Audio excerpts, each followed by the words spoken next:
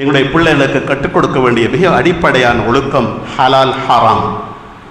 இத்தருணத்திலும் ஹலாலான சம்பாத்தியத்தை தான் சாப்பிட வேண்டும். சொற்பமானதாக இருந்தாலும் நம்முடைய உடலுக்கு வருகிற அந்த உணவு ஒரு பருக்கை உணவாக இருந்தாலும் ஹலாலாகத்தான் வந்துவிட வேண்டும்.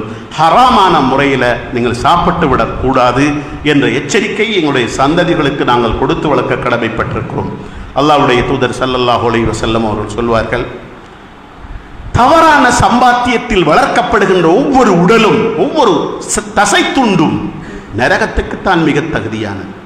தவறான முறையில் உழைத்து உண்டு வாழ்ந்து அவர்கள் சொர்க்கம் செல்வதை நினைத்து பார்க்கக்கூடாது.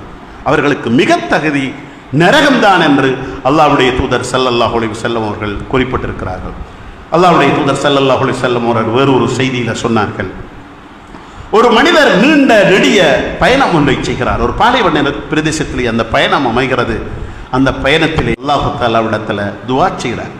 அந்த பயண கஷ்டத்தின் போது அல்லாஹ் இடத்துல யா ரப்பு யா ரப்பு, இறைவா இறைவா என்று தன்னுடைய கஷ்டங்களை போக்குமாறு அல்லாஹ் இடத்துல துஆ செய்கிறார்.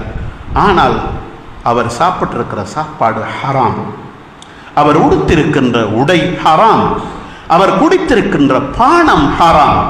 ஹராமான சாப்பாட்டை சாப்பிட்டு கொண்டு ஹராமான முறையில் உடையை உடுத்துக்கொண்டு ஹராமான பானத்தை குடித்து கொண்டு அவர் அல்லாஹ் இடத்துல யா ரப்பு யா ரப்புன்னு கத்தி என்ன பிரயோசனம், அவருடைய அங்கீகரிக்கப்பட மாட்டாது என்று அல்லாஹ்வுடைய தூதர் ஸல்லல்லாஹு அலைஹி வஸல்லம் அவர்கள் சொன்னார்கள்.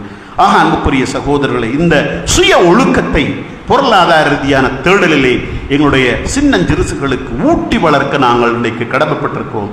இந்த உணர்வுகள் ஊட்டப்படாததன் காரணமாக இன்று வளர்க்கப்படுகின்றவர்கள் வெறும் அறிவு, கல்வி, பட்டம், பதவி என்று வளர்க்கப்படுகிறார்கள். ஹலால் ஹராம் என்ற எந்த பிரஞ்சையும் இல்லாமல் வளர்க்கப்பட்டதன் காரணமாக அவருடைய அந்த பட்டம் பதவிகளை வைத்தே அவர்கள் பல்வேறு வகையான ஊழல்களிலும் மோசடிகளிலும் ஈடுபட்டு தனக்கு தாங்கி இழுக்கையும் கேவலத்தையும் தேடிக்கொள்வது போல இந்த சமூகத்துக்கும் இழுக்கை கேவலத்தை தேடித் தருகின்றவர்களாக மாறியிருக்கின்ற துரதிர்ஷ்டம் இந்த சமூகத்திலே நடந்தேறிக் கொண்டிருக்கிறது. எங்களுடைய பிள்ளைகள் சிறந்த கல்வியாளர்களாக வர வேண்டும், சிறந்த பட்டங்கள் பெற்றவர்களாக பதவிகள் கொண்டவர்களாக வர வேண்டும், சமூகத்தில் வழிநடத்துகின்ற முக்கியமான பதவிகளில் அவர்கள் அமர வேண்டும். ஆனால் அவனுடைய வாழ்வில் ஹலால் ஹராம் பேணி நடக்கின்ற ஒழுக்க சீலர்களாக இருக்க வேண்டும். அப்போதுதான் அந்த பதவிகளை எல்லாம் அவர்கள் ஹலாலான முறையிலே பயன்படுத்தி ஹலாலாக சம்பாதித்துக் கொள்வார்கள்.